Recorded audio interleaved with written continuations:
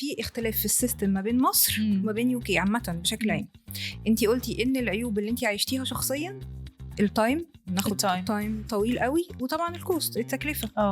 طيب في المقابل في مصر انتي قدرتي ان انتي زي ما انت شفتي تعالجتي بشكل سريع، عملتي عمليه على طول، الدكتور نفسه كان متشكك بس عملها مراعاة لظروفك ومراعاة للحاجات اللي انت حكيتيها له اللي هي تنطبق عليها الحالة، وده لا يمكن أصلا يحصل هناك. صعب. فاحنا هنا عندنا مميزات التايم وعندنا مميزات التكلفة مقارنة ببره، وعندك اوبشنز يعني. هنا في دكتور كشفه ب 200 جنيه وفي دكتور كشفه ب 2000 جنيه. هناك ستاندرد الدكاترة كشفها هيرينج من 200 ل 350. مش هتلاقي أقل من كده، مستحيل.